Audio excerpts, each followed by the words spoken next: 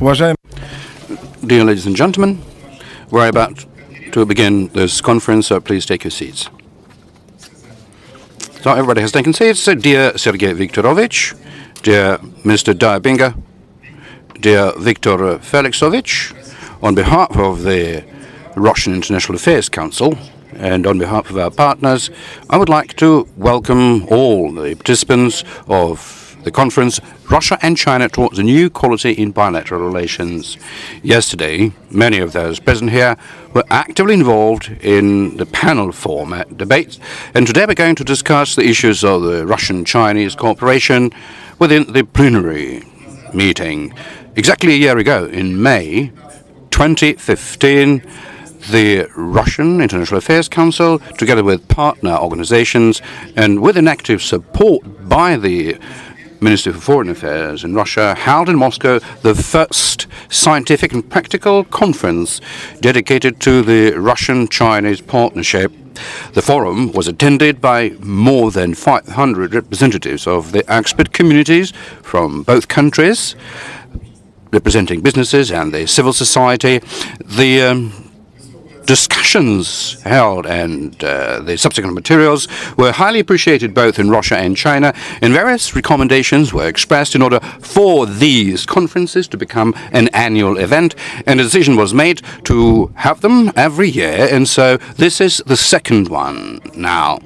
During the past 12 months, for the development of our relations with the People's Republic of China, a lot has been done, which goes both for the high-level political dialogue, as well as in strengthening global and regional security, and the development of multilateral cooperation structures.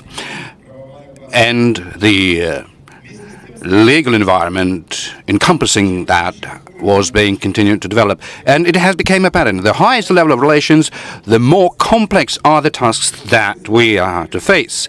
And these new talks can require continuous improvement of the mechanisms and the search for the format for opportunities, both in the bilateral format as well as the international arena. Both last year and when preparing for this year's conference, we wanted to put an emphasis not upon the undoubted achievements, but rather the problems which China and Russia are still to resolve together. So we very much hope for a good-natured but very candid conversation about the kind of bottlenecks which either create or may create problems on our way forward. And I would like to draw the attention of those present upon the title of this conference. We're talking about the new quality of our relations, not only about ramping up the quantitative statistics in trade and investments but also in having our relations reach a principally new level, which is compliant with the global trends of today. Particularly, I would like to identify the need for a more active joint effort by China and Russia in various fundamental issues pertaining to the global governance of the future. It is not indifferent to our countries that, due to geopolitical ambitions, the United States and their partners,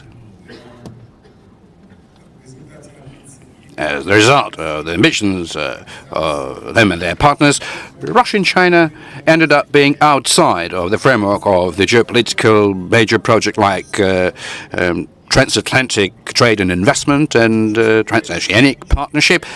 But very soon, these economic projects are going to be added up with respective geopolitical institutions which will directly affect the interests of our both nations. The dynamics for the development of the contemporary international relations makes an ever more acute issue for China and Russia the need to more closely cooperate in various key global governance issues in order for our countries to continue playing the kind of role which is becoming to their status in developing the new world order. At this conference, we are planning to pay particular attention to the issues of cohesion between the European Economic Union and the Economic Silk Road Belt. The interaction between the two strategic projects should create conditions to develop principally new economic and political environment within Eurasian landmass. It is also necessary to acknowledge that despite a significant achievement over the past few years. The Russian and Chinese society still do not know each other well. In the public perception in our countries, there are still prejudices and various legacy that we have to have from the past. We definitely do not stand up to what is required to maintain necessary context in the civil society in the areas of science and education, and these are the topics that we're planning to pay specific attention to today as well. Of course, in the course of this conference, it would hardly be likely to find various solutions to the challenges and problems related to such a multifaceted and complex phenomenon as Russian-Chinese relations, but nevertheless, I am confident that this debate today may become and should become a very specific contribution into the development of cooperation between our two countries.